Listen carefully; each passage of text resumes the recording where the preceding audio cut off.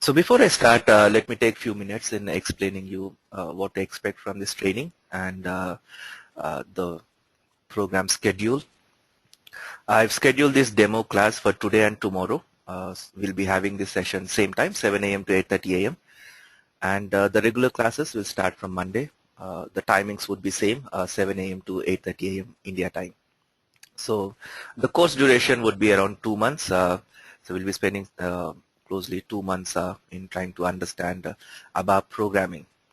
So thanks again for joining this session. And if you're facing any issues with my audio or you can't see my screen, chances are your internet bandwidth is low. So try closing any open applications, anything that you're downloading, uploading, just close them all. So that should improve the session. So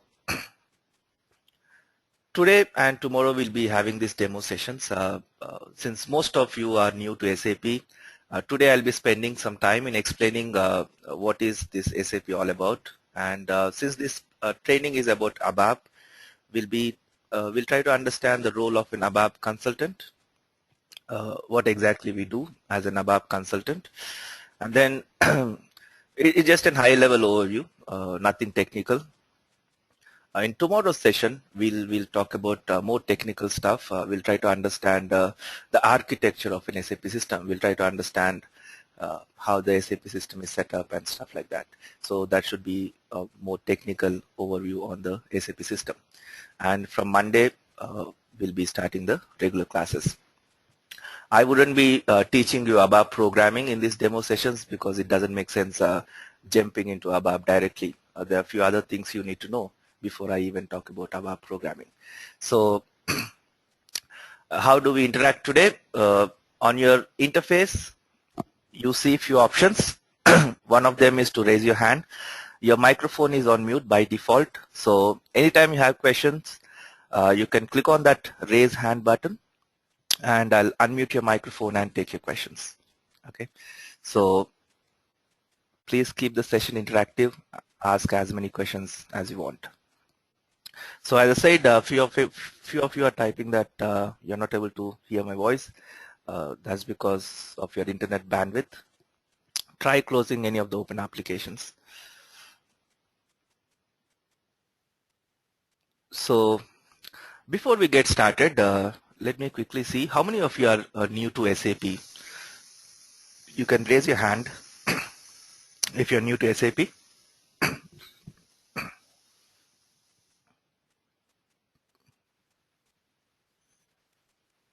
Okay. And those who do not have a microphone, you can use the chat option also to type your questions. But those who have a working microphone, please raise your hand anytime you have a question so that others can also hear what you're asking.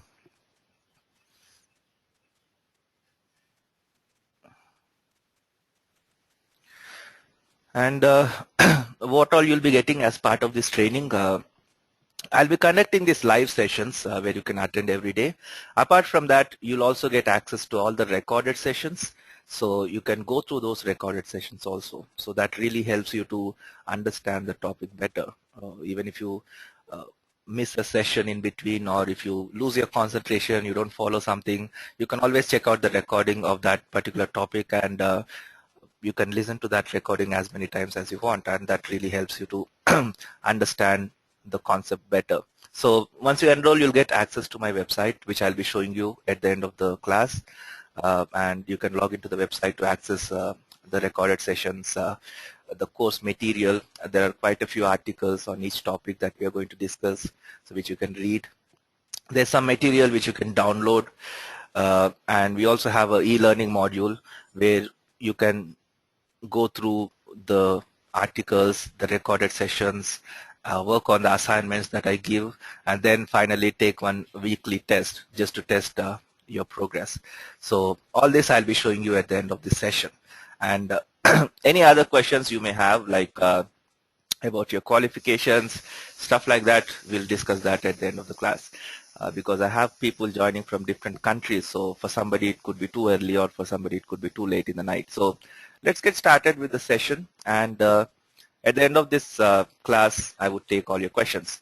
And during this session, anytime you have any questions relevant to the topic we are discussing, simply raise your hand and I'll take your questions. So, is my voice low?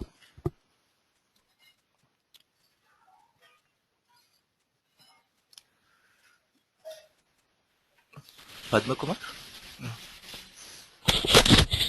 Yes. Do we get access to the labs if you want to Yes. practice? How do we do that? You'll be provided the access. So as I said, at the end of the session, I'll be telling you all that. Okay, great. Thanks. Okay. Anil?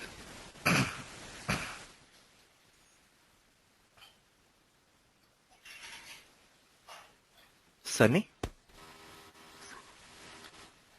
Yeah, hi Bandari. Yeah. Go ahead, please. You have a question? Yeah, so you said that questions will be dealt at the end of the session, right? Then I will ask. Okay, no problem. You can lower your hand. Any question you have related to the topic we are discussing, just interrupt me by raising your hand and I'll take your question. Any other questions, I'll answer at the end of the session. Fine then, so let's get started with today's session. So, since many are new to SAP, I'll start with explaining what is ERP. SAP is an ERP product, so let's quickly understand what is this ERP architecture, and then we'll move on to understand the role of an ABAP consultant, what exactly we do as an ABAP consultant in an organization, right? So, as I said, anytime you have any questions, simply raise your hand and I'll take your questions. So, anyone would quickly like to tell me what is this ERP? What do you understand by ERP? Those who are already into SAP or working in an ERP product would like to try? What do you understand by ERP? Enterprise resource planning. Enterprise resource planning. Okay, what exactly that means? The resources of the enterprise has to be planned ahead. Okay. Let me ask someone else. Srinivas? Yeah, this is a ERP enterprise resource planning, right? Yes. So what do you understand by that? Any enterprise can use this application to get their problems solved Okay. in corporate sections. Mm-hmm. Okay. Sunny?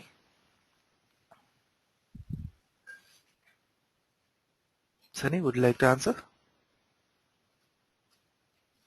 Okay, anyways, so let me explain. ERP, as most of you know, it's enterprise resource planning, but what exactly that means? Before we understand ERP, let's try to understand what is a non-ERP architecture. How does a non-ERP system works basically? We all know that every organization will have different departments and each department has a specific role to play in running our business, right? So if you look at this on the screen, I have different departments. So to understand this concept of ERP, let's assume I have a company. I run this company wherein my business is to sell laptop computers. So to run this business, I have different departments. So let's say in my company, I have sales departments, I have this materials department, I have the production department, and I have this finance department, right? So my business is to sell laptop computers. So my business process is very simple. I take orders from my customers, and based on the orders, my sales team will take care of that, getting the orders. Then my materials department will take care of getting all the raw material that is required to build these laptop computers, like the motherboards, hard disk, RAM, all this stuff. And my production department will take care of producing or building the laptop. And all the accounting stuff is handled by my finance department. So This is a very simple business I run. Now, different companies follow different manufacturing process. Let's say in my company, I follow BTO process, that is build to order. If I'm selling a very expensive laptop, which I don't expect to sell too many of them, I get very few orders for those laptops. Those products I can keep under BTO process, build to order, wherein I'll be building the laptop only after I receive the order. So I don't spend money in buying all the raw material and keep the laptop ready even before my customer wants to buy it. What I would do is once my customer places an order for a laptop, then I'll start procuring the required raw material, and then I'll build the laptop and then ship it to my customer. So that's a BTO process. For few laptops which are fast moving, very normal configuration which is required by everyone, those laptops I can keep it under a CTO process, configure to order, wherein I already have all the required raw material in my for the laptop, and then all I have to do is the moment I receive an order, I have to simply configure the laptop based on my customer's requirements and then ship it to my customer. Just to understand this process, just to relate what I'm going to explain, I've just pulled out this Dell website. If you see in this Dell website, there are different models of laptops. For few, they're saying estimated ship date is 18 Jan, and for few, they have an estimated ship date of less than 5 days, right? If I open any other model, so here if you see, for this model, they are saying estimated ship date is around 22nd Jan. For this, it is 17th Jan, right? So few they are shipping within 5 days, few this one is shipping within a day, because for this they are following the CTO process where they have all the raw material available. They have to simply configure it as per my requirement and ship it. So they just need 1 day for that. Whereas for other laptops, if you see, this laptop has an estimated ship date of 30th January. That means they need at least 20 days before they can ship this laptop, because it's a new model. So maybe they are following a BTO process for this model, right? I don't work for Dell, so I'm not too sure what process they follow. But for our example, let's assume that for this model, XPS 12, I'm following a BTO process, whereas for this model, Inspiron 15Z, I'm following a CTO process. So how does the business transaction work here? First, my sales team will get the orders.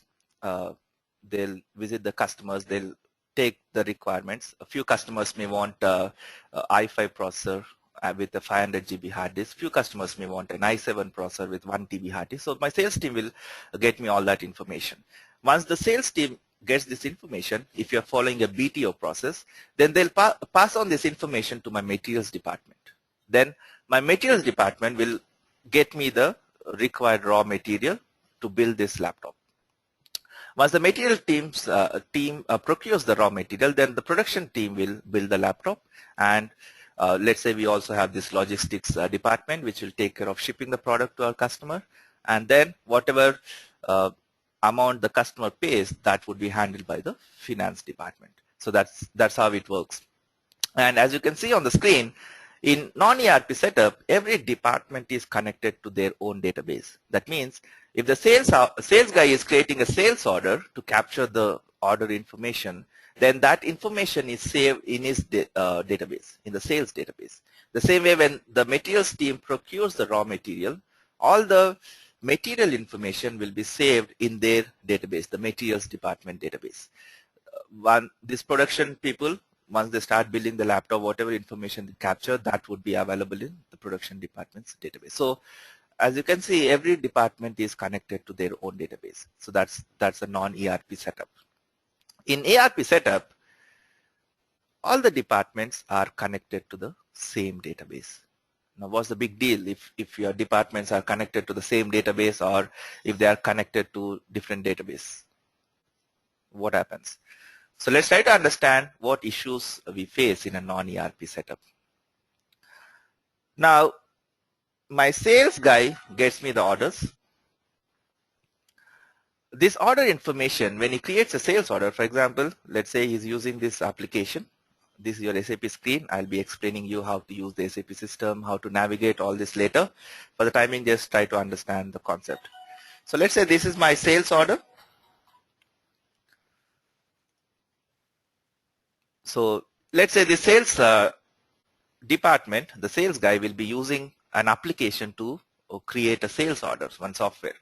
This software can access the data available only in the sales department, right? So you'll be using this, something like this, to create a sales order. So what issues do we face if you are using a non-ERP setup? Couple of things here. One thing is the data is not exchanged in real time. Now, if I say taking the order from taking the order to delivering the product to the customer as one business transaction, then each business transaction typically involves multiple departments, right? And all these departments have to exchange some data between them. So in a non-ERP setup, since one department cannot access the data of another department, they have to depend on the manual process. So the moment the sales guy gets the order information, the materials team cannot act on that information unless the sales guy sends this information to the materials department. So you can capture all the order details, and let's say you can mail the materials department about this, and then the materials department can act on that data, right? Now, first issue is the data is not exchanged in real time. What that means is, for example, if I'm following a CTO process, configure to order process, then the sales guy has to, before he can take an order, he has to check whether that material is available or not. Only then he can take the order. Now, since he has access only to the sales database, he cannot validate whether a particular material is available in stock or not, because this information is stored in the materials database, right? So what he has to do, every time before taking the order, he has to call the materials guy and ask them whether this particular material is available or whether you can take the order for that material, right? So you need to manually check with them. Now, you may say, instead of calling the materials department every time, why can't the materials department send a list of materials available every day in the morning so that the material sales guy can easily verify whether a particular material is available or not? Even in that case, you would have problems. For example, let's say I have two sales people trying to get me orders, and this materials department consolidates all the material information availability and sends the salespeople a mail in the morning saying that this is the availability of materials. Now, let's say the materials department says we have 50 motherboards available. That means you can take orders for 50 laptops.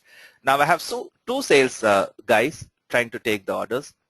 And in the morning, 9 a.m., one sales guy already gets me orders for 50 laptops, right? The second sales guy is trying to take an order at 2 p.m. in the afternoon.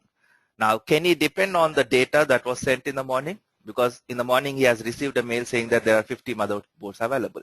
But meanwhile, the other sales guy has already got the orders for 50 laptops. So those materials are consumed. There are no more motherboards available. So you cannot depend on that data. Again, you need to check with the materials guy for the latest information. So the data is not exchanged in real time between these departments. So that's one issue. The other issue is you cannot develop software applications to automate your process. Here, the sales guy is depending on the manual process of verifying with the materials team every time before he takes the order, right? So in an ERP setup, what I can do is, since my applications can access data across the departments, I can simply develop an application like this. For example, here this is an application to create a sales order. The moment I enter the material number in this order and hit enter, this application in a non-ERP setup, this application can access the data available only in the sales department. So it can only validate that information. It cannot validate the material related information, right? But whereas in an ERP setup, since all the departments are connected to the same database, all the data about your organization is available in a single database, this application can automatically connect to the materials information, access the material related information that was updated by the materials team, and validate whether this material is available in stock or not, right? So the sales guy need not worry about anything. The moment the material team updates in their system saying that this material is out of stock, and sales guy, if he tries to enter that material in the order, this application can itself validate and throw an error saying that this material is no more available. The same way, if you look at the simple thing like providing the estimated delivery time, as we saw in the Dell website. Now, there could be so many things that could influence this date, right? The materials team can take, let's say, a couple of days to procure the raw material. The production team can take, again, a couple of days to build the laptop, and the logistics team can take, again, a couple of days to ship the product. So total, we have 6 days. Right from taking the order to delivering the product, we have around 6 days if everything goes fine. Now, there could be so many things that can go wrong. Now, the materials team tries to procure 50 motherboards from Intel, and Intel says they're out of stock, and they need 1 week to give them those motherboards. In that case, the materials team cannot procure the required raw material within the two-day window, so that will be delayed. Now, the sales guy should have this information, this up-to-date information, before he can give an estimate to his customer as to when he can expect the delivery of the product, right? So in a non-ERP setup, again, just to understand whether the material is available or if the production is having any issues, if there are any backlogs, the sales guy has to manually check every time with other departments in a non-ERP setup, because neither he nor his software application can access data about other departments. And we avoid all such problems with an ERP setup wherein all the data is available at one place, right? So in an ERP setup, you have one database, and in the same database, we have different database tables in which you store different data, right? So here, if you see the sales data, let's assume the sales data is saved in table 1, the materials data is saved in table 2, production data goes to table 3, and finance data goes to table 4. Now I can develop applications which can access all the data from different tables and process that data, right? Now, as a business owner, for example, I want to run a report which gives me a complete picture of my business transaction, from how many orders I received this month to how many we could ship, how much money I made. So if I run this report in a non-ERP setup, if I run this report in a sales department, this report can only give me information about the orders we received. Now, if I run this report in the materials department, it can only give me information about the materials we procured, right? The same way, if I run the report in production department, it can only tell me how many laptops we built this month, right? This report in itself cannot give me the complete picture on the business transaction, because this report does not have access to all the data, right? Whereas the same report, if I run in an ERP setup, since it can access data from across departments, it can give me a complete picture of my business transaction. If I run this report in the system, it can process the data from these different tables and tell me that we have received this many orders, this many materials we procured. Let's say we received 30 orders this month. We could procure raw material for 20 laptops. Then the production department could build those 20 laptops, and they were shipped to our customer. Now, with that, I can identify that, okay, we are getting enough orders every month, but we are not making enough money just because my materials team is not able to procure the required raw material on time. So that's because the vendor is not able to supply the required raw material. So let me change the vendor so I can take better business decisions, right? So you can have applications developed which automate a lot of things for you. So in simple terms, non-ERP setup, every department is connected to their own database. So every department will use their own standalone software applications. If you have heard about this Tally software, which is used by the accounts department, the same way the sales team will use their own software to take orders and stuff like that. Whereas in ERP setup, it's just one unified system, and within this one software, you have hundreds of applications which can access, again, all applications can access all the data. So you have one software and you have hundreds of applications, and based on your role in the company, you will be using your set of applications. For example, I've logged into this SAP system. This is the SAP screen. So this application, the sales team can use to create orders. Now, if you are a materials guy and you want to create a material, then you can, in the same system, you can open a different application which will let you create a material. So this application I can use to create a material. Now, if you are an accounting guy and you want to create an accounting document, I can open another application which will let me create an accounting document. Okay, so we have one software, and in that we have hundreds of applications. Based on your role in the company, you can use your set of applications. Right. So any questions so far?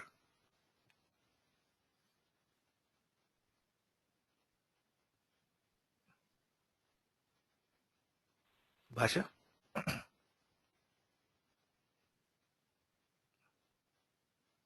Bhasha, do you have a question?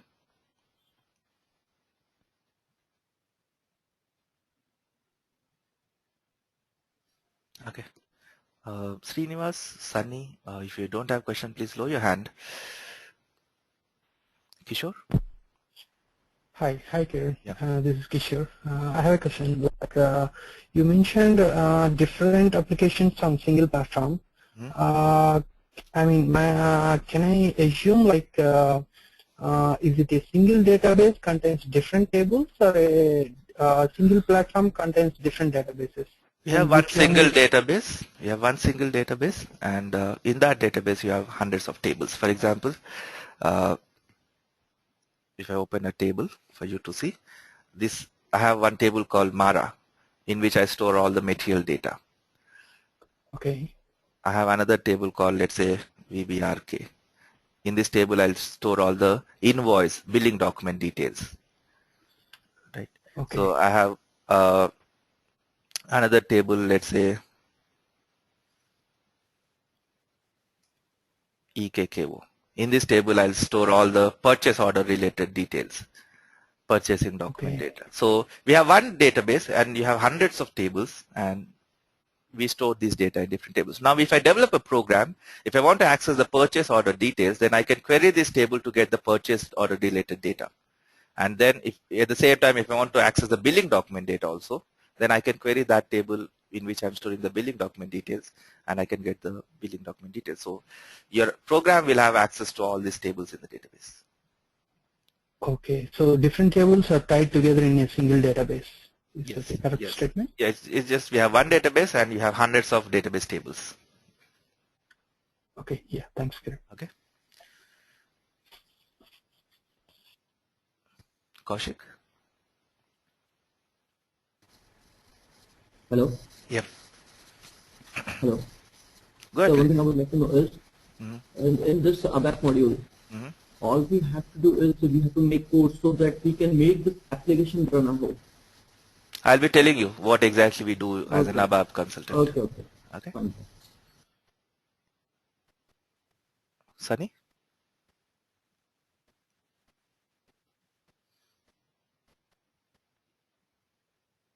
Ramesh?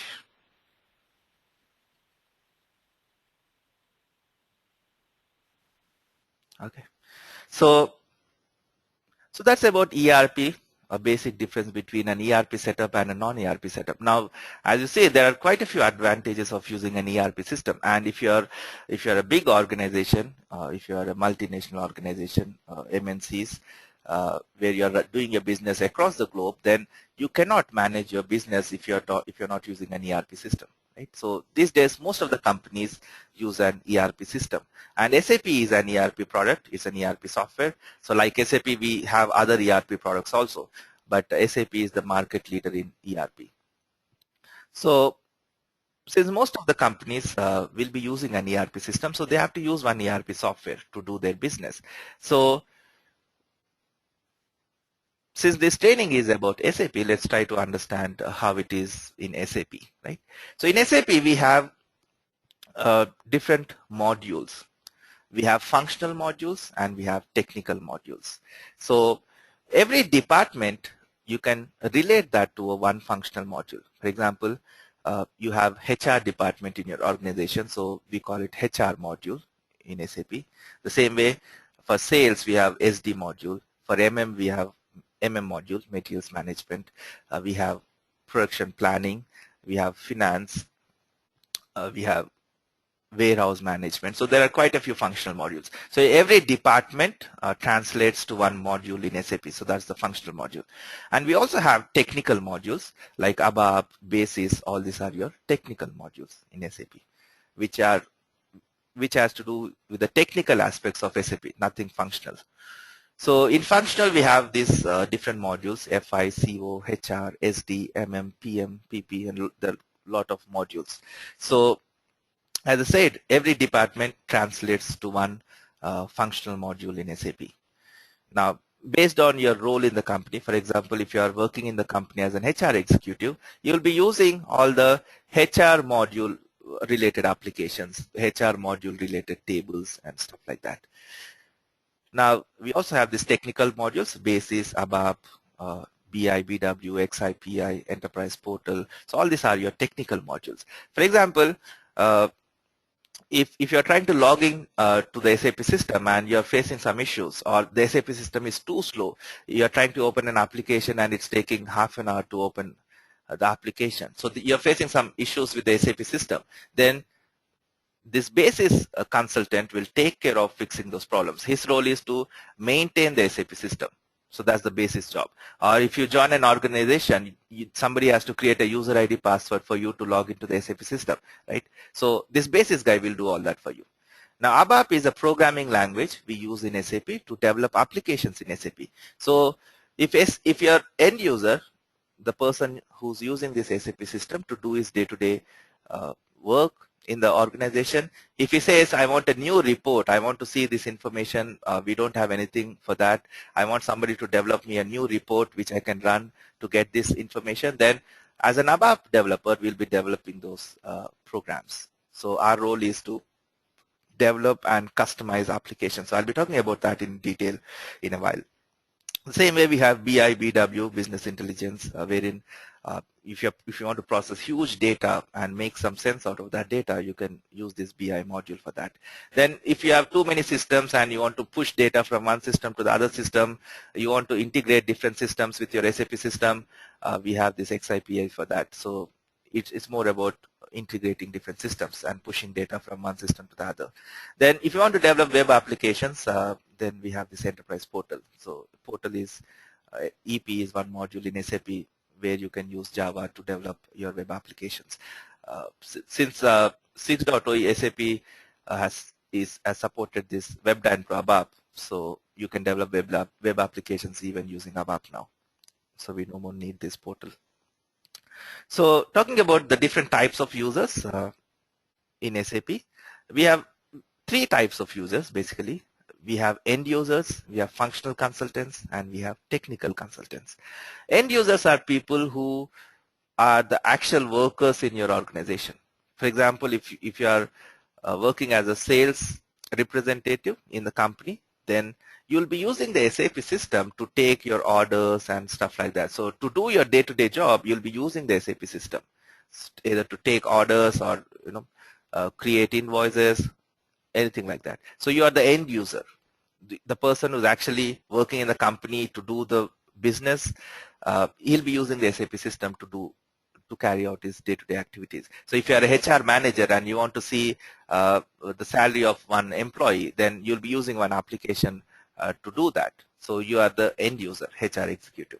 So those are the end users. So those are the people who will be actually using the SAP system in the production environment. Then we have functional consultants, people who have good understanding of these functional modules can become a functional consultant. For example, let's say you worked as an HR executive in one company for 5 years or 8 years. You understand the HR process well. You understand how the payroll is done. You understand how the benefits are calculated. You understand how leave management works. So you are familiar with all the HR process. So with that knowledge, you can learn HR functional in SAP and become a functional consultant in SAP. I'll be telling you the role of a functional consultant. Then we have technical consultants, people who have good understanding of these technical modules, be it ABAP, Basis, BI, BW, XI, PI. They can become technical consultants. So if you're learning this course, if you're doing this course to learn ABAP, then you'll be becoming an ABAP consultant, which is a technical module. So you'll be a technical consultant in SAP, right? So for example, if the user is trying to do something and he's facing an issue, now he says, while doing the MRP run, I'm facing this issue. as a technical consultant, as an ABAP consultant, you'll be the one who will be fixing that issue. But if the user says, while doing the MRP run, I'm facing this issue, you won't understand what exactly he means by that, right? Because you are a purely technical consultant. You only understand the technical aspects of SAP. You don't understand the functional aspects, right? So as a technical consultant, I cannot interact with my end user directly because I won't be having the required business knowledge to understand what they are trying to tell me. Right? So we have these functional consultants who have a very good understanding of the business process, and they also have good understanding of the SAP system. So if the end user tells this functional consultant saying that while doing the MRP run, I'm facing this issue, since this functional consultant also understands the business, he understands what is this MRP run is and what exactly the issue is this end user is facing. So this functional consultant will understand what the business needs, what the user needs, and then he'll try to explain that same requirement in more technical terms to the technical consultant, saying that, for example, if the user is saying while doing the MRP run I'm facing this issue, then the functional consultant, the same information will pass on to the ABAP consultant, saying that what the user means is while he's running this application with this data, some data is not getting updated in this particular table, so kindly check this and make sure this data gets updated in this table. So he'll be explaining me that requirement in more technical terms, so I can understand it better. So as a technical consultant, as a pure technical consultant, we really don't need to understand business, because we always have these functional consultants who will explain us what the business needs, right? But as a functional consultant, you need to understand business. If you don't understand business, you cannot understand what the user is trying to tell you. So that's why to become a functional consultant, you should have some good domain experience. Whereas to become a technical consultant, you don't really need any domain experience, right? You should be technically sound. So you should know how to develop applications, how to fix problems, all these things. All the business terminology, if you don't understand, you can always ask your functional consultants to explain you what exactly they mean by that, right? So that's why many people get misguided. To get a job in SAP, you should have some experience. To get a job in SAP as a functional consultant, you need to have some experience. Without experience, you cannot become a functional consultant. But to become a technical consultant, you really don't need to have any prior experience as such. It's not mandatory. You can be a technical consultant without any domain knowledge also. But you should be technically sound. Right? So these are the different types of users. We also have another category called techno-functional consultants, a person who has good understanding of the technical aspects of SAP as well as the functional aspects can become a techno-functional consultant. For example, you are working as an ABAP consultant, which is a technical module. Let's say you work for 3 to 4 years as an ABAP consultant. Then you can pick up any of the functional modules. You can learn any of these functional modules.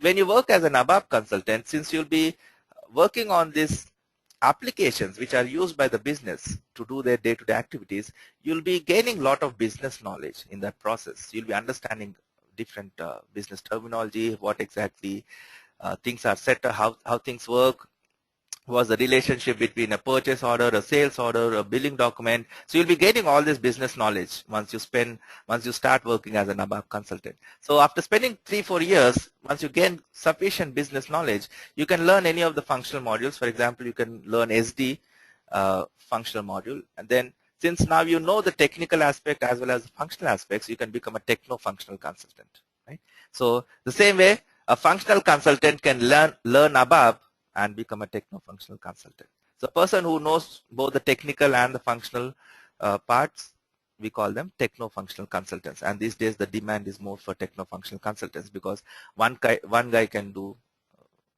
both the jobs, right?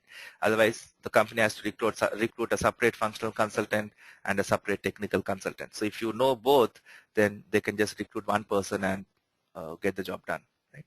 So that's another option. Now coming to the role of an ABAP consultant. So since this training is more about ABAP, let's try to understand what exactly we do as an ABAP consultant. So before we understand the role of an ABAP consultant, let's try to understand what this SAP system is all about. When you implement the SAP system in your company, SAP has already developed all the required applications for you to do your day-to-day activities.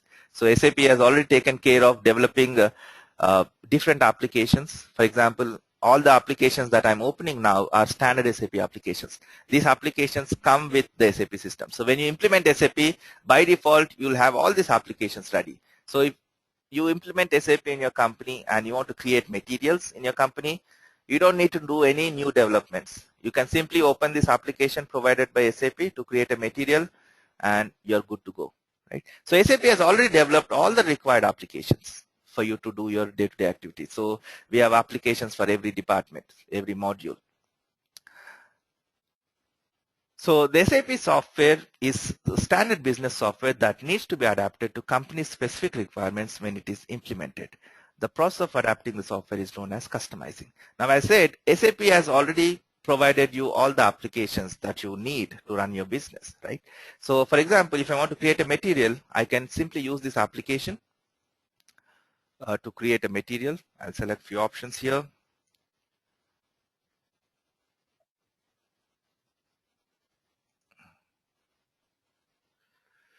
Let's say I'll input the description for this material. I'll maintain the base unit of measure. So if this application is letting me capture all the information I need to create a material, I can simply use this application. I don't need to make any more changes.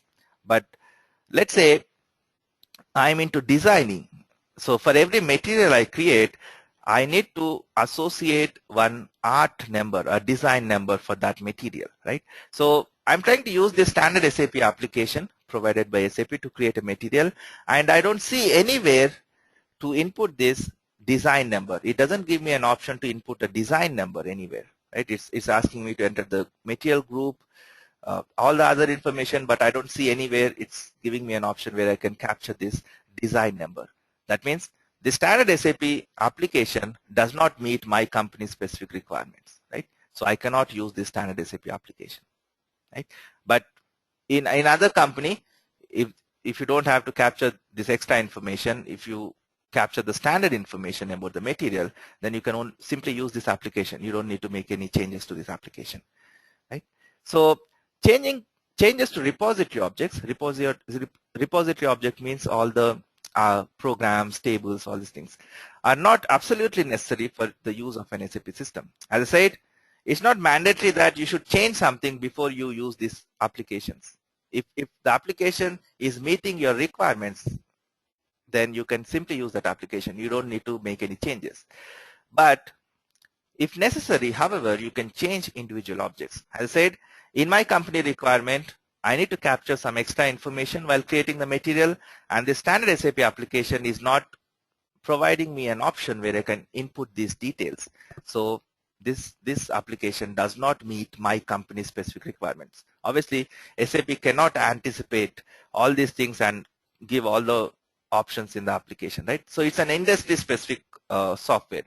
So when SAP has developed these applications, they said, okay, in a manufacturing industry, this is the process, the standard process they'll follow. So these are the applications they might need. So every organization will be creating materials, and this is the standard information they'll be capturing while creating the material. So let us give these options, right? But few companies will have very company specific requirements, like my company, wherein I need to capture the design number, right? Which is not provided by which I cannot do by using this standard SAP application. So how do we customize this standard SAP software then, if it is not meeting your company specific requirements? We have three options here. Changes or extensions to the repository are possible in a variety of ways. You can develop your own applications, that's customer developments. You can enhance the standard SAP applications that we call customer enhancements, or you can simply modify the standard SAP application. Okay, so either you can modify the program to meet your requirement, wherein you can go to the source code of this program. For example, this is the program for that application. So I can go to the source code of this program and I can simply change it. I can change the source code, right? So they're calling something here. So I can directly go to change mode and edit this code to capture that extra information, the design number. So that we call modification, where you're modifying the standard SAP program provided by SAP. So SAP lets you modify their programs. So once you implement SAP, you can modify if you want to. There's no restriction. All you have to do is enter the access code and you're good to modify the program. So one option is to modify the standard SAP program provided by SAP to meet your company specific requirement. That is modifications. The other option is customer enhancements. Without modifying the program, without modifying the source code of the program, I can still get the functionality I need by using these customer enhancements. So we call it enhancement techniques. So there are different enhancement techniques we can use to enhance the standard SAP application to meet your company specific requirements. So that's enhancement. Now, these enhancements are available only if SAP has anticipated and provided some openings in the code where you can add your own code, right? So if SAP has not anticipated, then obviously there won't be any enhancements available for you to implement. In that case, and if you don't want to modify, you can also develop your own applications. So if you feel what is provided by SAP is not meeting your requirement, or you have some requirement for which SAP has not provided any applications for that specific requirement, then you can develop your own applications also, right? So how do we customize standard SAP program? We can develop our own applications, or we can enhance the existing applications, or we can modify the existing applications. These are the three options we have. And to do this, you need an ABAP consultant. You need somebody, all these applications are developed using ABAP programming language. So you need somebody who understands ABAP programming language so that he can either customize the standard SAP applications or modify them or develop new applications. So that's what your role is as an ABAP consultant. So when you join a company as an ABAP consultant, so you'll be working on either some new developments, you'll be developing new applications, or you'll be enhancing the standard SAP applications, or you'll be modifying. Right? So which one do you think we'll prefer doing?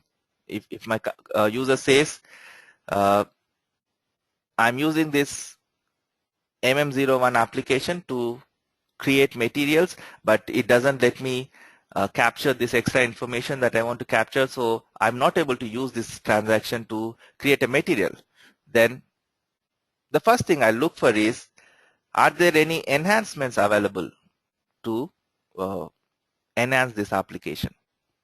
If there are any enhancements available, I'll try to implement them to capture that extra information. If there are no enhancements available, then you can modify, but problem with modification is your code will be overwritten when you upgrade your system. So I'll be showing you how this modification and enhancement concept works. For example, let me quickly develop one program.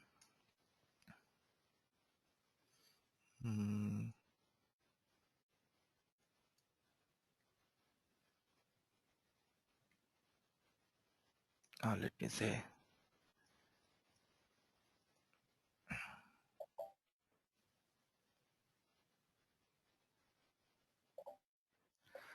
don't worry what I'm typing. If you don't understand, that's absolutely fine. Just try to understand the concept.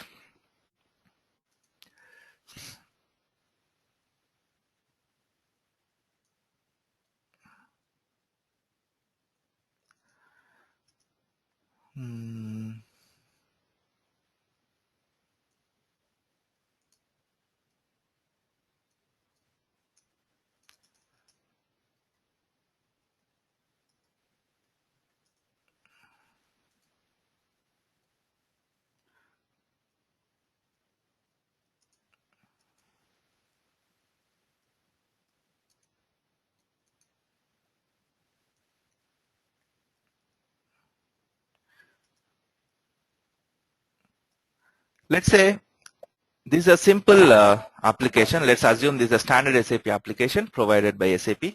So you cannot directly change this program without entering the access code. So for the time being, even though this is a program I've developed, let's assume this is a standard SAP program. So there's some code in this program. The functionality of this application is, if I input two numbers here, this will multiply these two numbers and show me the result. So this is the standard functionality provided by this application. So if you want to multiply two numbers, you can use this application. Now, in my company, I have a specific requirement where I don't want to multiply these numbers, but I want to add these numbers. Whatever numbers I input on the screen, I want to add these two numbers instead of multiplying. That's the functionality I want. Whereas the standard SAP program is multiplying the numbers, and my user says for our requirement we should not multiply, but we should be adding these numbers. Right? So let's assume that's our company specific requirement. So since this application is multiplying the numbers, I cannot use this application to do my in my organization, right? Basically, because I want the numbers to be added. So what options do we have to customize this now? If I say modification, I'll directly go to the source code of this program and modify the code. So here, if I instead of star, if I say plus, then it will add the numbers. So this is modification, where you are modifying the standard SAP code. What's the problem you'll face if you modify? Now, when I upgrade the system or when I implement these support packages, then the new program, the standard SAP program, will come and replace this program.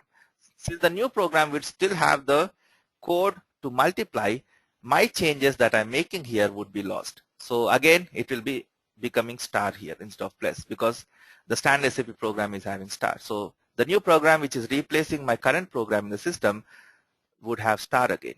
So after upgrading, again I need to go back and change this program to plus. Right? So if you are doing too many modifications in your system, then it becomes a very big headache to upgrade your system. If you after upgrading, you have to come back and redo all those changes, all those modifications you have done, because all of them would be lost. Right? So if you haven't done any modifications, let's say your upgrade project will take 1 month to complete, but if you have done too many modifications, your upgrade project may take 6 months to complete. Right? So you might have to spend 6 months in upgrading the system. So that's why many companies don't prefer modifying the standard SAP program. So modifying this program is ruled out. So I don't want this to be my first option. Then what other options do we have if I want to get the same functionality? The other option is customer enhancements. So how does this enhancement concept work? In the standard SAP program, if SAP has provided, if it has maintained the logic this way, there is no way you can enhance this application. So I would say there are no enhancements available for this application. But the same thing, if SAP, for example, we have something called a function module. I'm not too sure how many of you understand, so don't bother understanding. I'll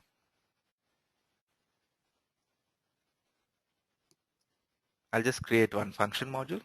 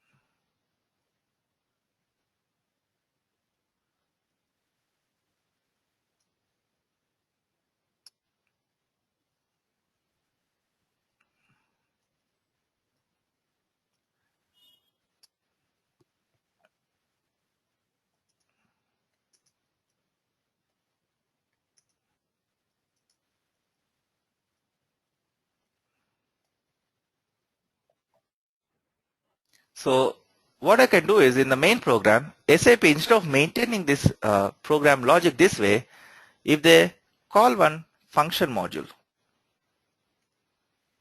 and pass this data to this function module and get back the result. So instead of directly maintaining the logic here in the main program, if they're calling one function module here, if I execute this main program, it will still do the same thing. It is still multiplying these numbers. So the result is 6, right? But here, as a customer, if SAP has maintained their programming logic this way, so this is what I mean by openings in the code. Now, if I want to add these numbers, I don't have to change anything in the main program. I can keep this main program code as it is, without modifying this main program, I can simply modify this function module which is called in the main program. So this would be in your customer namespace when they provide this as an enhancement. Here if I change it from start to plus, I'm changing this in a different program outside the main program. This is a completely different program, but this is called in the main program. So here I've changed it from start to plus. The main program code remains the same. So I'm not modifying anything in the main program. Now if I execute this, if I give 2 and 3 here, now instead of multiplying, it is adding the numbers. So I'm getting the functionality I need without actually changing the code of my main program, right? So this is how the enhancement works, right? So there are different enhancement techniques we use. So based on how this opening is provided, we call it either a user exit or a customer exit or a body, right? So we have different enhancement techniques available. So we'll be discussing about these enhancements in great detail later. There are so many other things you need to know before I talk about enhancements. So modification means you're directly changing the code. Enhancement means SAP has provided some openings. In this case, the opening is provided as a call to one function module. So you are actually changing the code in the function module without changing anything in the main program. Since this code gets executed when the main program runs, you are getting the functionality you need. So that's how enhancements are provided. So we are actually getting the functionality we need without actually changing the main program. Now customer developments, I don't want to modify, and let's say this main program is not calling any functional module, so there are no enhancements available. Then they have maintained the logic this way.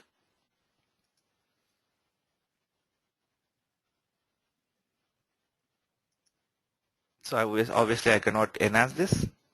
So what I'll do is, since I don't want to modify and there are no enhancements available, I can develop a new application in which I can add the numbers. So I can develop my new application and tell my user that don't use the standard SAP application for your job, use this new application which I've developed. So if you want to create a material and if the standard SAP application is not letting you capture that extra information, don't use the standard SAP application. I've developed a new application for you which works just like this standard SAP application, and along with the option to capture that extra information. So use this new application to create a material. So you can develop your own applications also. So these are the different ways you can customize the standard SAP software. Any questions? Vivek?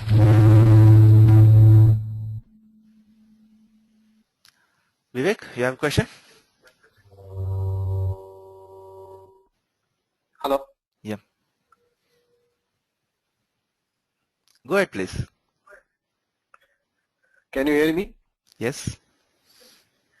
See, in the main app source itself, we have called that function. So we are modifying the main source code itself.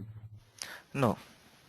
I'm just telling you that assuming if SAP has maintained the code this way, they've already maintained the code this way. They're already calling this function module. This is a Z program, custom program I developed, but I'm just trying to give you an example. So if the main program was maintained this way, then I can achieve my functionality without changing anything in the main program. So that function you are changing. I'm changing the function module. Okay, fine, thanks. So my main program code remains the same. So even if I upgrade, I won't be losing anything because the new program will also have the same code. So I haven't changed anything. So my changes would not be lost. Okay, understood. Thanks. And those who don't understand what is this function module, what code I'm typing, don't worry. This is just one example to show you how things work. Right? So you can ignore all this. As long as you understand the concept, that's sufficient. Subha Reddy?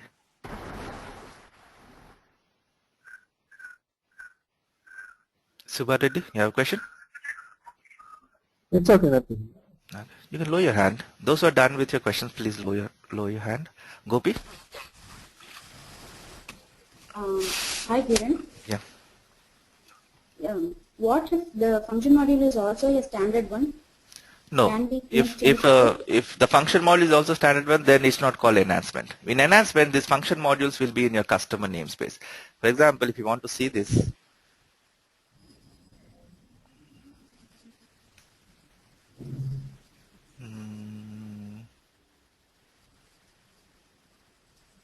sorry.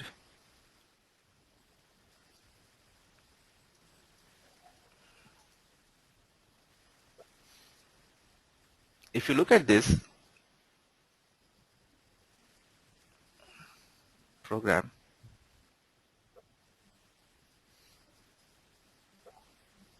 all these customer exits will be called as call customer with this statement. And the letters from A to X are reserved for SAP. So if you see any program or anything that is starting with any alphabet from A to X, then that's a standard SAP program. So this is which one? 001. So here if you see. So if you look at this function module name, it's starting with R. That means it's a standard SAP program. All the customer development should take place in customer namespace, that is Y or Z. If the program name is starting with Y or Z, then it's a customer program. So that's why if you see this program when I created, I started the name with Z, right? Because this is the customer namespace. If I don't start the program name with Y or Z, then it will ask me for an access key, because the system will assume that I'm trying to create a standard program, standard SAP program. So all the customer development should be in the customer namespace. That is, they should start with Z or Y. And when you upgrade the system, all the Z programs will not be affected with the upgrade. Right? So at this point in this main program, this is a main program starting with R. They are calling something called call customer function. Right? At this point, they are calling this function module. They are exporting some data. It's importing some data. Right? Now, this function module here, if you see, has a Z include program in it. So I won't be directly writing my code inside this function module.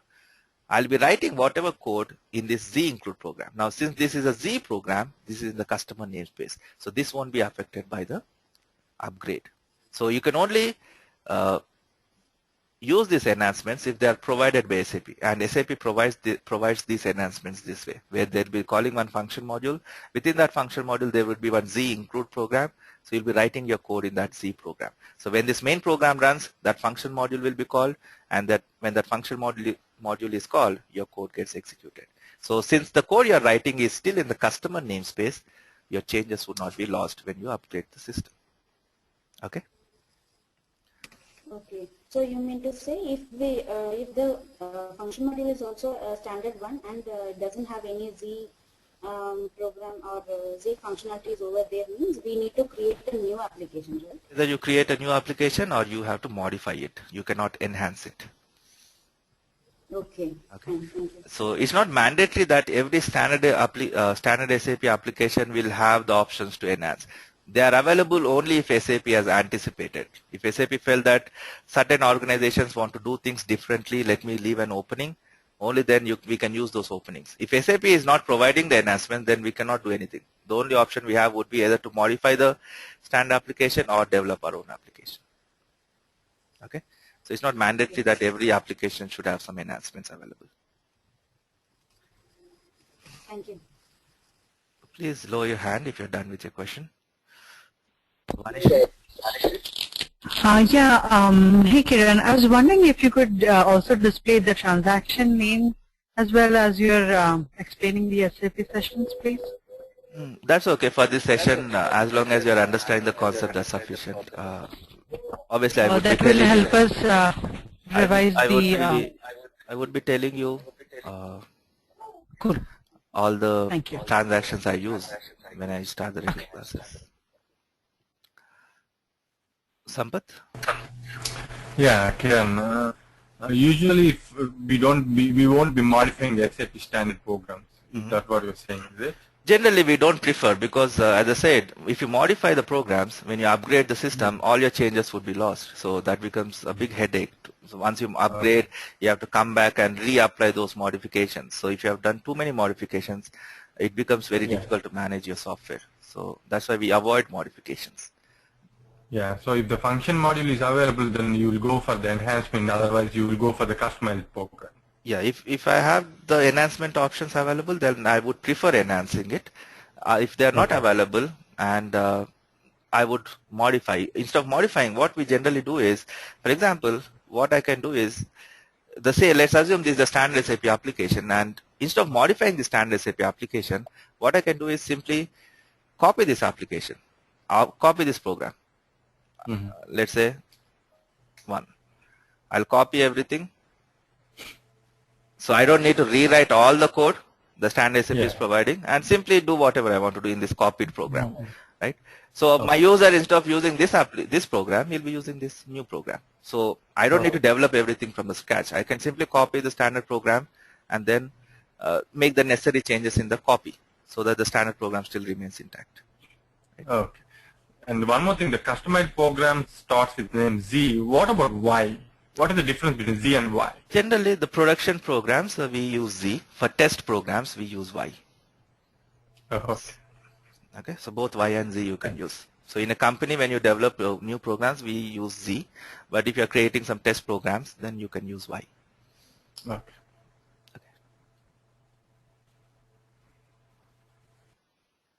Atul? Atul, your voice is very faint. Could you speak a bit louder?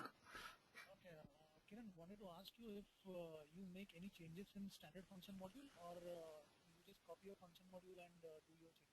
Again, anything standard, if you are modifying, if you change the code, then it's called modification.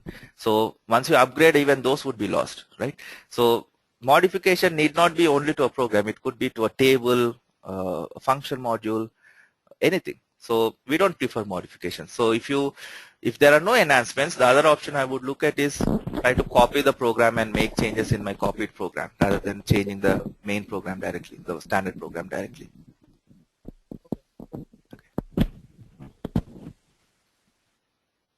Okay. Basha, you have a question?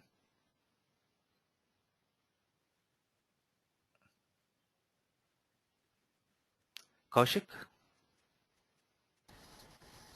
Yeah, I would like to know about this function. Just told about function something, a standardized function whichever. Can you please tell a little bit about this function? That's okay, don't worry. No, for you to understand what is a function module, there are so many other things you need to know in ABAP, so ignore it. Exactly. I'm just trying to tell you that this is how you can provide a functionality in the program. Either I can maintain the logic directly, or I can call something called a function module and maintain the logic in a function module. So okay, like in other programming language, this particular program also has a main method or a main function, something like this. Yeah, don't worry about all that technical aspects. Just try to understand the concept. Have you understood the difference between modifying something and enhancing something? Yes, I got that. Enough. Yeah, that's sufficient for now. Okay. So as I said, I cannot discuss anything about ABAP because there are so many other things you need to know before I can talk about these function modules or anything I'm using today. So we'll be discussing all this in detail later when the time comes, so don't worry about it. So that's the basic difference between modifying a program, developing your own programs, or enhancing a standard SAP program. So I hope that part is clear for you. So to do any of these things, as you have just seen, you need somebody who understands ABAP. Now, that's where we pitch in as an ABAP consultant. Since every company will be customizing the software, many companies, like in our company, we have up to 30% customization. That means we are using 70% of what is provided by SAP, and around 30% we have customized because the standard SAP functionality does not meet our requirements. Then few companies have up to 70% customization, like Nestle has almost 70% customization. So depending from company to company, it varies how much customization you need.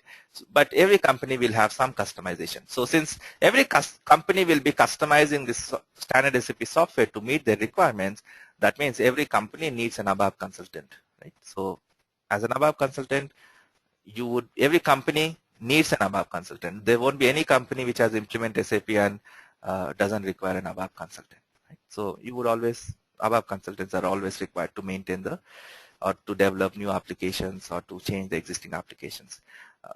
Other modules, for example, if you look at CRM, a company which wants to use CRM will need a CRM resource. If they don't want to use CRM, they don't need a CRM resource. But ABAP resource, any company which is implementing SAP, they would need an ABAP resource. So here you can see modification, you're directly modifying the program. In enhancement, you're adding your code to the standard program using the openings provided by SAP. So you're not actually modifying the program, you're simply adding your extra code to enhance the program. So that's what is enhancement. And customer developments, we do it in the customer namespace, so where you're developing something from the scratch. So modifications, changes to SAP objects such as programs and table definitions are called modifications. The repository delivered by SAP is not only extended but changed. When you next upgrade your system or when importing support packages, you will therefore need to check these modifications against the repository. Okay, so I said we don't generally prefer modifying the programs, but there's one situation where we don't mind modifying these programs. That situation is, for example, let's say I have implemented this SAP software in India. My company is in India. I'm using this software in India.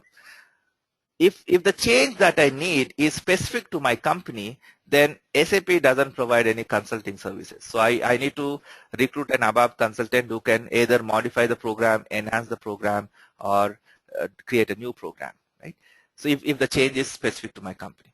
Now, some law has changed in India, and that has affected all the companies that are running in India. So the change that we need to the program is not specific to a company, it's specific to a country or a region, wherein all the companies running in India would need that change in their programs.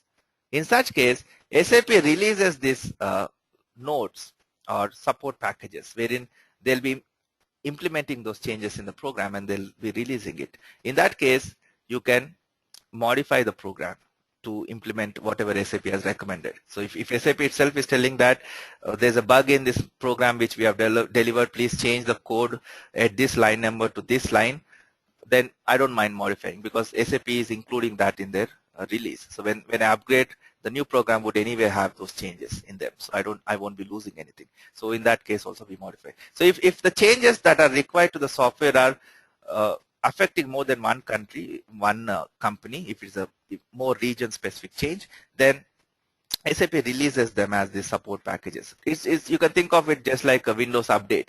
Once you install Windows, frequently you'll be getting these Windows updates. Whenever Microsoft finds some loopholes in their software, they'll be releasing these updates, right? The same way SAP also releases this updates as support packages. So if you have modified your programs, then you'll be losing all that when you upgrade the system or when you implement these support packages.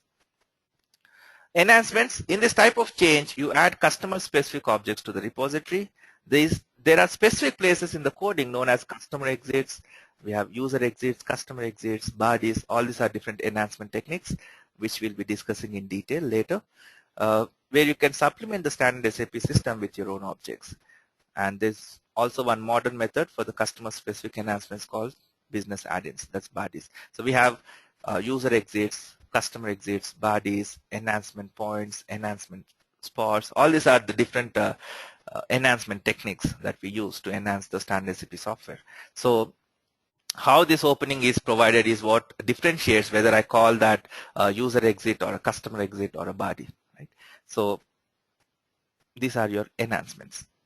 As I said, we'll be discussing these enhancements in detail later. There are so many other things you need to know before I talk about these enhancements. Then customer developments. In the SAP system, you can create your own repository objects such as tables, programs, transactions. You can create pretty much everything that you want in the SAP system.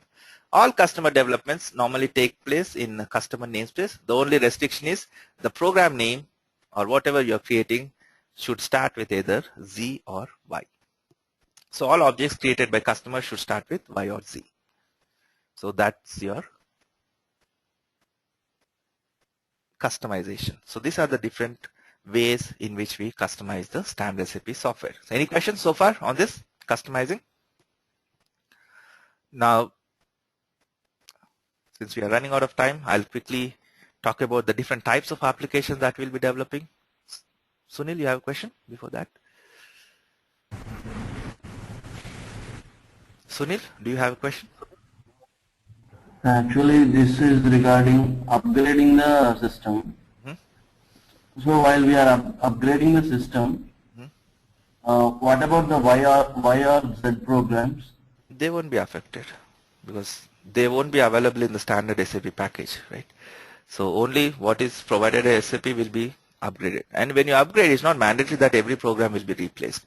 Depending on the changes, SAP could still be using the old applications only in the new system also. For example, if you look at this MM01 transaction, it's available in 5.0 system, 4.0 system, 6.0 system. So it's the same. They haven't made any changes. But there could be few other programs for which they have made changes. So those would be lost. And what about the functional changes? Previously, you took one example. The data would not be affected when you upgrade. So whatever customizing you are doing to your system, those are typically saved as some, they are updated in some tables, the data. So that won't be affected. Only the repository objects, the programs, table definitions, those get affected with the upgrade. The data that you have in your system won't be affected. Okay, thank you. Okay. So, Subha Reddy, you have a question? Yeah, what about the extensions? What are the color? I'll be coming to that. I'll just share this slide. So what type of developments that you do as an ABAP consultant? If you have looked at any job postings for ABAP, you would typically see good knowledge in RICF objects. So by RICF, they means reports, interfaces, conversions, extensions, and forms. So anything that you develop in your SAP system, you can categorize that into one of these. Either you'll be developing reports or interface programs or conversion programs or extensions or forms. So we'll see these reports. For example, you want to see all the bank transactions that you have done in last month. What you'll do, you'll log into your bank website and then open the statement link, enter the date range for which you want to see the statement, click submit. That application will fetch all the transactions between the given date range and show some output. That's a typical report. Whenever you do a transaction, the bank stores that information in their database, and this application will query that database, fetch the data as per your date range, and show you the output. Right? So that's a typical report. So reports typically provide read-only access to the database. Right? When you're looking at the bank statement, you can only see the data that is saved. You cannot create a new transaction. You cannot change the data that you see. It's a read-only access to your data.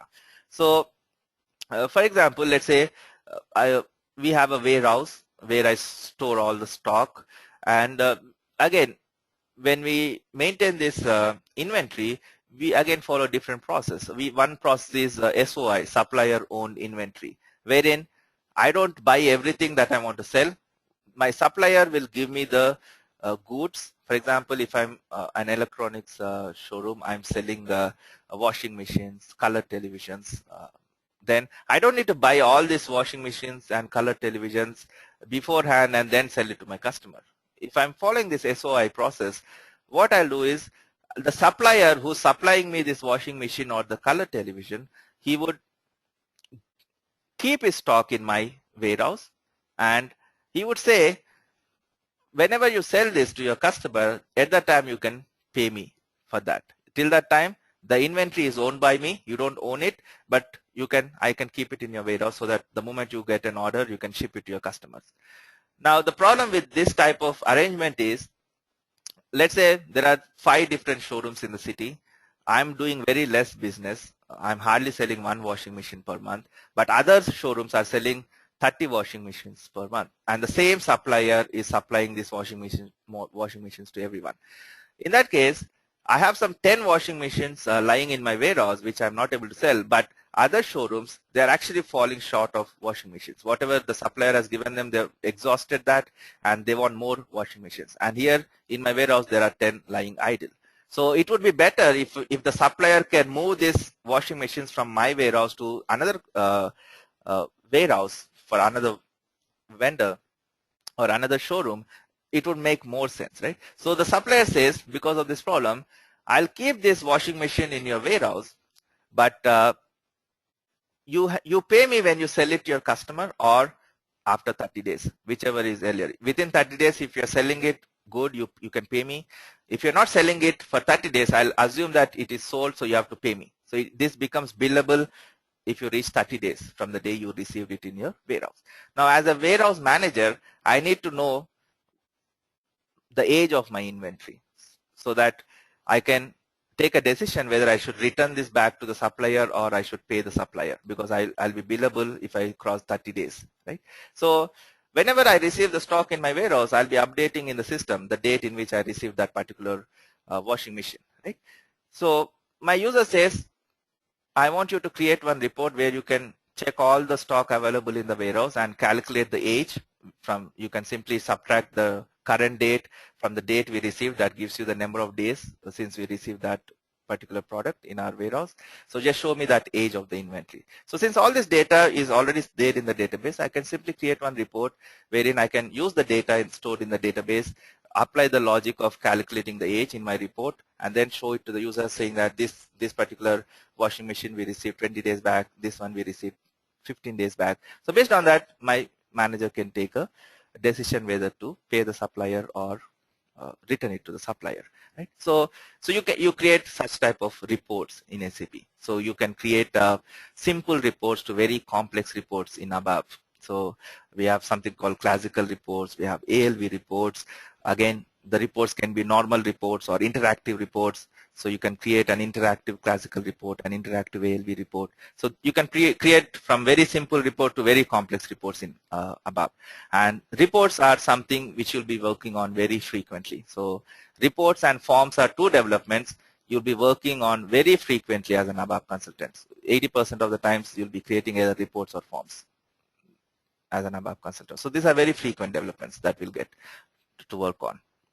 So these are your typical report developments where all the data is already there in the database. We are extracting that data to make some sense out of that data. Then interface programs. What are these interface programs?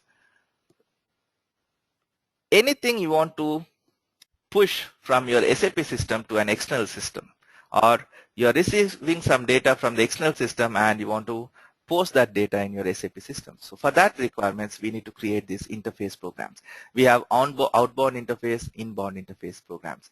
In inbound interface, you are receiving the data from the external system, and you'll be creating a program to use that data and post the information in your SAP system. For example, let's say I gave you one example that I'm running a business where I'm manufacturing these laptop computers, right? To procure the raw material, I need to place an order with Intel to procure the motherboards, right? So I can create one purchase order and send it to Intel. And let's say Intel bills me, they'll send me one invoice, billing document, and Intel will create this billing document and send it to me. So I'm exchanging some data between my system and my business partner system. In this case, Intel is the business partner. So how do we exchange this data? If Intel is sending me an invoice, then one way is take a printout of the invoice and courier it to me. But that's a very time-consuming process. It takes a lot of time, right? You waste 1 or 2 days in that process. All these companies exchange data through an electronic medium. We have something called EDI for that. So what we do is, the moment Intel sends me this information, they can directly pass this data to my system. And in my system, it will trigger one program which will use this data and create a billing document in my system using that data. So that is an inbound interface program where you are receiving data from an Excel system, and using that data, you're creating something in your SAP system. That's a typical inbound interface program. And you are sending a purchase order to Intel.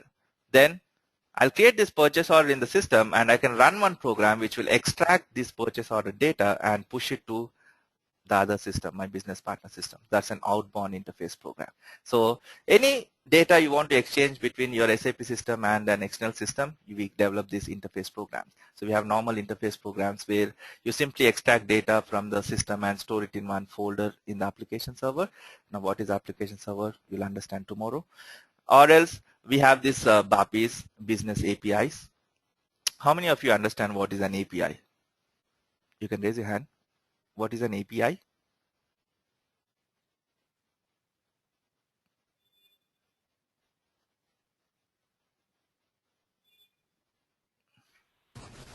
that me?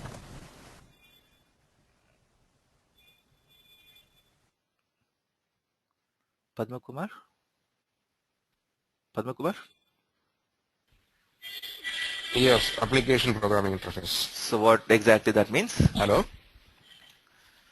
Basically, it is a function prototype using which you can call functions and execute. Okay. For example, let's say I'm creating my website. In my website, I want to provide some search functionality for my users. So whoever visits my website, they want to do a Google search. They want to search for something. So I want to, like Google, I also want to provide some search functionality. For that, either I can maintain all the algorithm for this search in my server. So whenever you search for something, it executes this program code and tries to find the matching entries for your search and show you that. So I can do that myself. Or else I can simply leverage my whatever is provided by Google. So if Google is providing an API wherein the moment you type a search query in my website and click on search, I can call this API provided by Google, send my search query to this API. This API will execute in the Google server and it will fetch all the relevant results for that query and give back me the result, which I can simply display in my website. So all the searching is done by the Google server.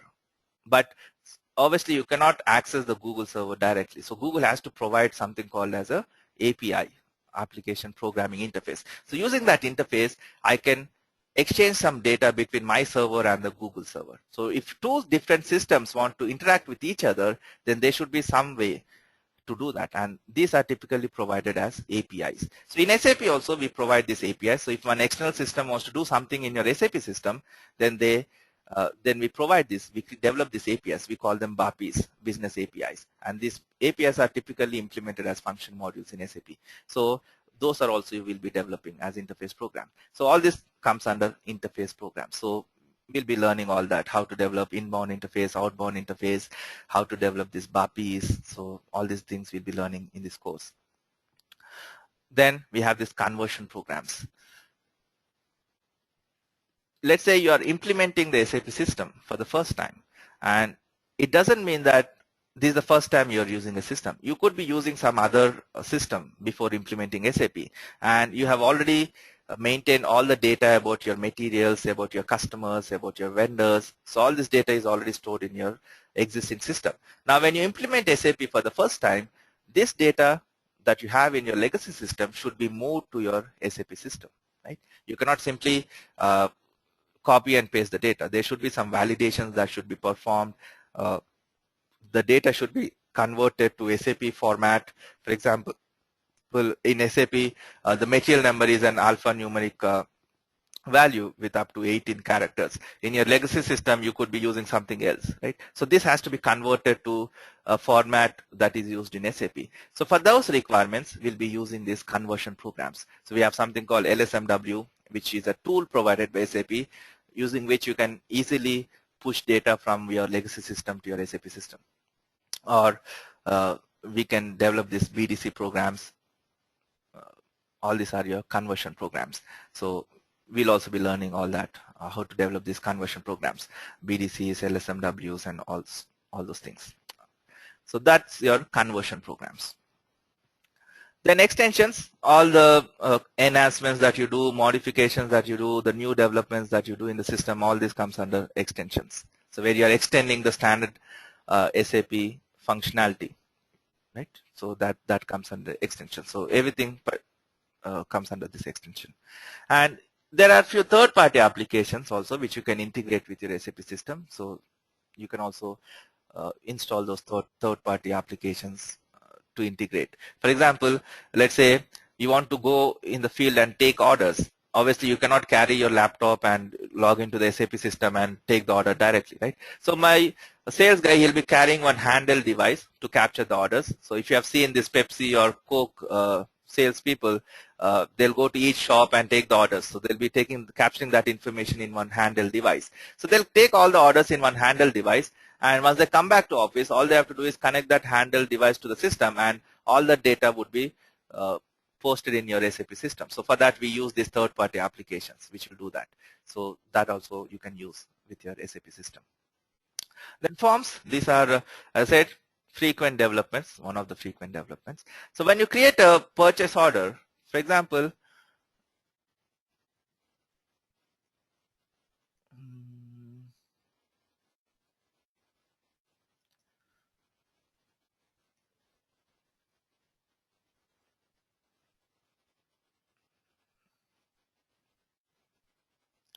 this is a typical report. So this is how the report output will look, something like this. But these reports have some limitations on how much you can print, how much formatting you can do in the output. But sometimes when we create these documents, the user says, okay, I'm creating this purchase order in the system or this billing document in the system, and I want to take a printout of this document.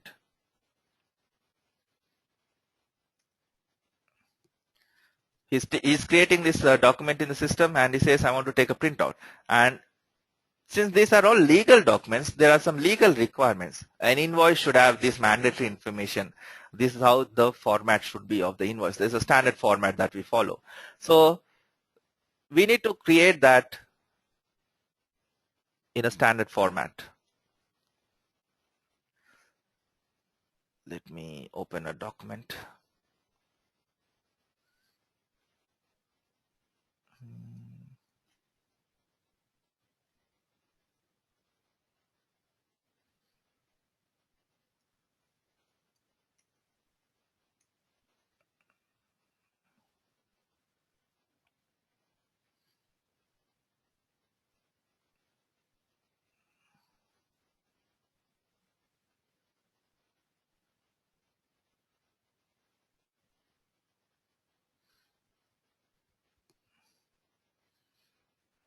Okay, so here you can see this is a typical form output. The same invoice details you are printing in a different format. So here you are printing the invoice number, here you are printing the exporter details, ultimate consignee details, purchasing consignee details, some terms of payment, then you are printing the item details, what are the items that were shipped, memory 256 MB, this is the quantity, this is the unit price and total price. Then at the end you are printing some totals, line totals, subtotals, all this stuff. So this is a typical form output. So if the user says, I want to print my invoice in a certain format, I want my company logo on the left hand side, something on the right hand side. So you can do this by developing these forms. So we'll be learning. So we have SAP scripts and something called smart forms. So we'll be learning all that in this course. So we'll be learning how to develop these forms. So you can categorize all the developments that you do into one of these categories, RICEF, and in some job postings you also see something called RICEFW. W stands for workflow. So apart from reports, interfaces, conversions, extensions, forms, they expect you to know workflow also. So these are the typical RICEF objects that we'll be developing in the company. Any questions?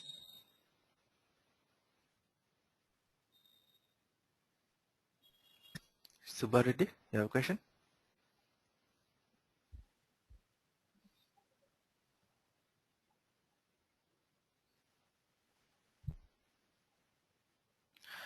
So tomorrow we'll be talking about this architecture of an SAP system. As I said, today we haven't talked about anything technical. So, but tomorrow's session we'll try to understand. I'll try to give a technical overview on the SAP system, how it is set up, and what are the different layers that make up your SAP system. So it's a more technical session tomorrow. So I'm done for today. This is what I wanted to make you understand. The idea was to make you understand what exactly we do as an ABAP consultant in a company, why does a company need an ABAP consultant, and what kind of developments we typically develop. Subba Reddy, you have a question?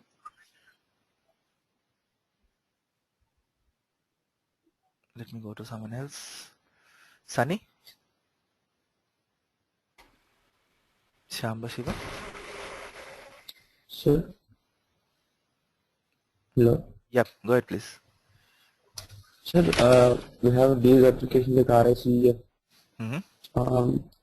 These are the application we can develop, or we have existing applications in SAP.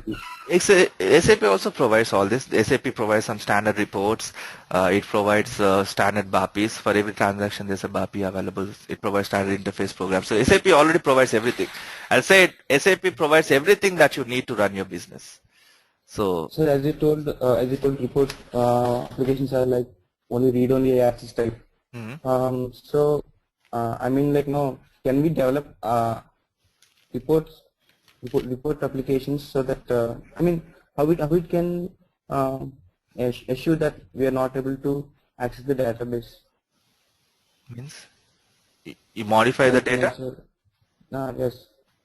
Generally, if the user requirement is that I just want to see some information, then we create a report. If the user says, I want to see the information, at the same time I also want to modify the information, then that also is possible.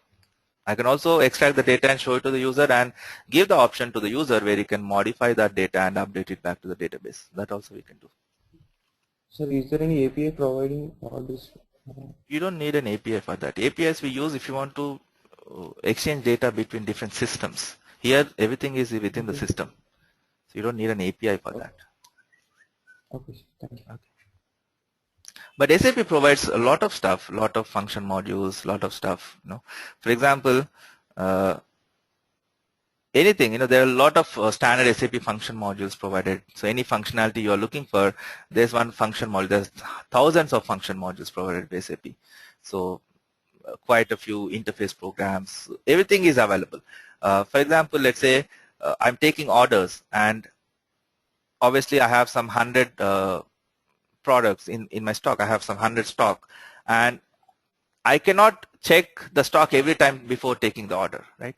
So I can take the orders, and let's say I have 100 available and I'm expecting some 500 in next 5 days.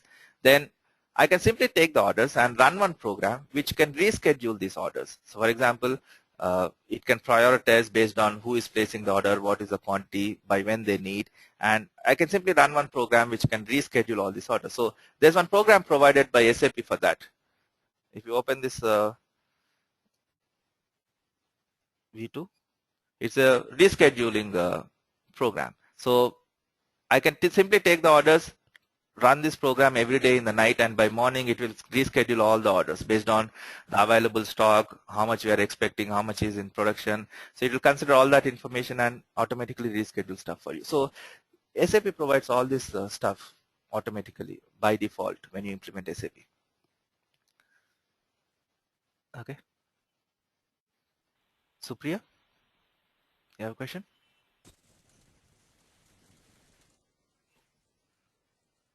Funny, you have a question? Hi, Kiran. Funny, I'm losing your voice. Can you repeat? I can, but there's some static. Yep.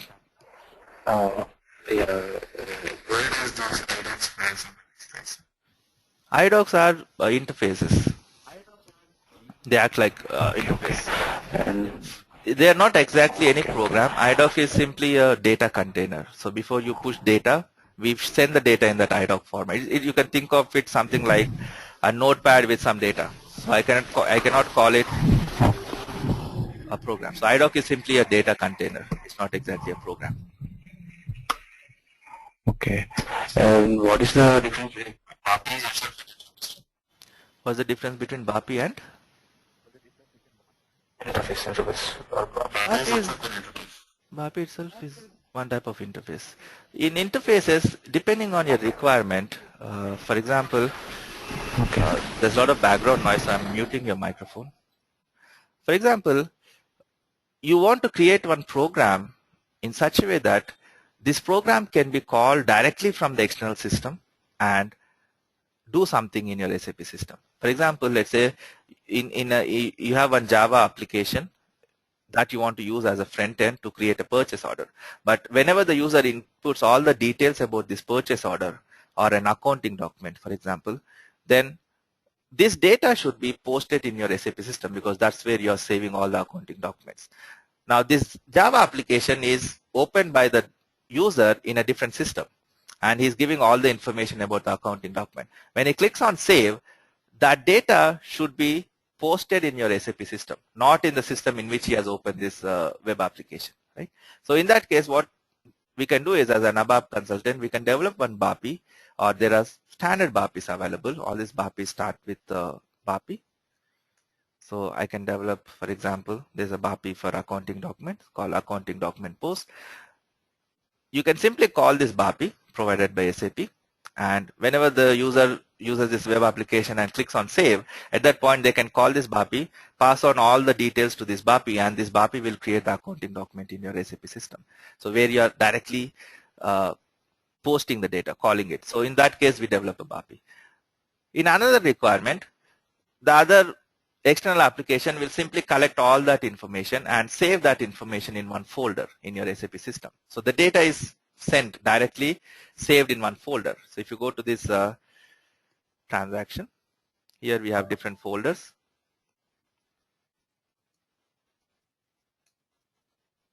So these are your system folders in the application server. Tomorrow, as I said, you'll be seeing understanding what is this application layer and all this stuff. So here I have one directory. In this directory, I'm saving some data. So they're simply pushing the data. This data is stored in this directory, which I can process. So for that, I'll create one inbound interface program where I'll take this data stored in this directory and then process that data to post the data in my system. Or else I can simply extract the data from the database and save it as a file in one directory. That's an outbound interface programs. So we have different types of interface programs that we develop based on your need. Atul, you have a question? Actually, I lost a small portion of this training. Mm-hmm. So can I visit at the website and I can... this session I'm recording anyway, so I'll be mailing you a link where you can download this recording for today's session. Okay, thanks a lot. Right. So those who are done with your questions, please lower your hand. So is knowledge of SQL prerequisite for ABAP coding? Not required. I would be teaching you, even if you don't know SQL, I would be teaching you SQL in this course. So it's just that few 6 or 7 variations of select statements, if you know, that's more than sufficient. So whatever SQL is required for you to know, I would be teaching that anyway. So this is a beginner to expert program in the sense we'll be starting from the very basics and we'll be moving on to the most advanced topics also in this course. So whatever you need to learn, need to know, I would be covering all that in this course. So you don't need to worry about it. Even if you come with a blank slate, I can still take care of that. Will you be providing any course material? Yes. So once you enroll, you would get access to my website where you can log in. So once you log in, you'll be seeing this My Course tab. Under this My Course menu, here you can access the recorded sessions. All the recordings are available. I would expect you to go through a few sessions beforehand so that you can understand or follow the classes, the regular classes better. Right? So try going through this recorded sessions beforehand before you join the class so that you can understand what I'm explaining better. Right? So you can go through the recorded sessions. You'll have access to all the recordings here. So you can go through all the sessions that are available, which you can watch online. So you can go through all the sessions from beginning to end. So you'll have access to all the recorded sessions once you enroll. And then here you can download the course material. There are quite a few articles you can see on the left-hand side, right-hand side. So you can either download. There's some material available for download. The other material you can read. So you can go through all these articles that are there in the website. Then we also have this discussion forum. Anytime you have some questions, you can post it in the forum. I'll be giving you a lot of assignments. for every topic I teach, I'll be giving you some assignments. And working on these assignments is very important. That's when you actually learn. So when you're working on these assignments, you have any questions, you can post them in the forum, and I would be answering those questions for you. Right? So you can use our discussion forum to post your questions. So there's so many other users. So even once you post, anybody can answer your questions. And if you see any post and if you feel you know the answer, feel free to answer those questions also. So we use this forum basically to discuss stuff, right? So you can use that forum. And we also have this e-learning module where you can go through week-wise, take your exams. So you can go through this e-learning module and go through the articles, go to the recorded sessions, work on the assignments, and then finally you can take one test. You can start a test. So this also you can do. So you can go through this weekly exams so that you can test your progress basically. So this is also available. So I would also be adding some bonus videos as and when I find something interesting, or you, even after the course, you would get 6 months access to my website. So even after the course, you can go to those videos, whatever. I'll be adding new videos regularly. So all those things you can check out. So these are the stuff that will be provided as part of this course. And in the forum, I'll also be sharing a lot of real-time requirements, functional specs. So if you check out these functional specs here. So here there are quite a few requirements which you can work on. So working on these functional specs, obviously you cannot work on them initially. By the time we finish this course, you should be able to work on all these requirements. So if you can complete all these requirements, that's more than sufficient. You would be gaining a lot of practical knowledge that is required for you to not only clear a job interview but actually work in a company. So this is very important. So after this course, you'll be spending at least one month more, or 1 or 2 months, depending on how much time you can dedicate in completing all these functional specs. So you can work on these functional specs, and again, any questions you have while working, you can post in the forum, and I would be happy to answer your questions. Right? So all these functional specs you can work on. So that's what you'll be provided as part of this course. Padma Kumar? How long is the course, and no, is it possible to get the course curriculum? Sorry, no, I don't know whether it has been shared before, but actually it's in my website. If you go to training, SAP ABAP, here you can find the complete course curriculum. Okay. So go to this, all the topics that we'll be discussing. In fact, pretty much everything you need to know in ABAP will be discussed in this course. So you can go to the detailed course curriculum. How long is the course, and what is the frequency, and each class is for how long? The course duration would be around 2 months. Classes would be 7 a.m. to 8:30 a.m. So 1.5 hour session will be having every day, Monday to Friday. Monday to Friday. Okay. Okay. And if you want to enroll, you can visit this enroll tab here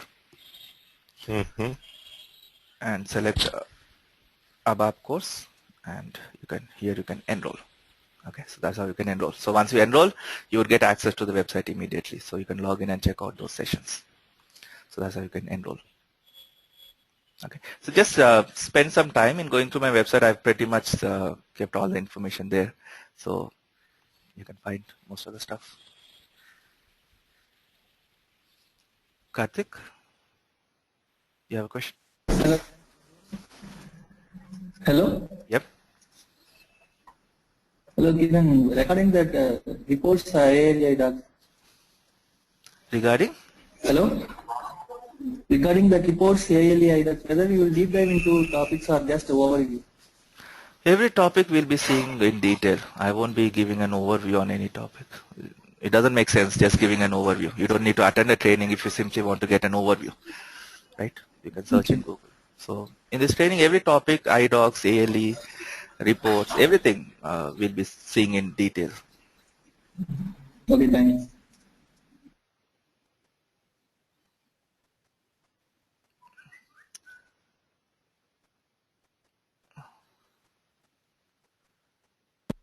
Atul? Kiran, can you provide system access for a little longer?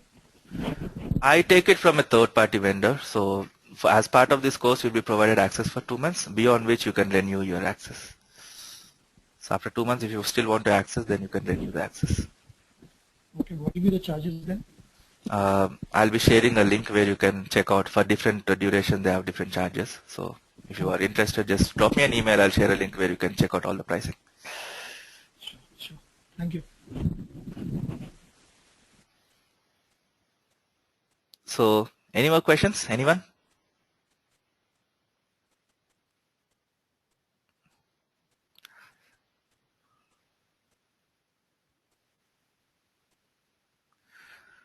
My email ID, you can reply to any of the emails that you must have received recently, or you can drop an email at info@imuslearn.co.in.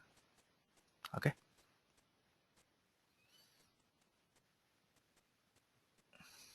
Kishore, you have a question?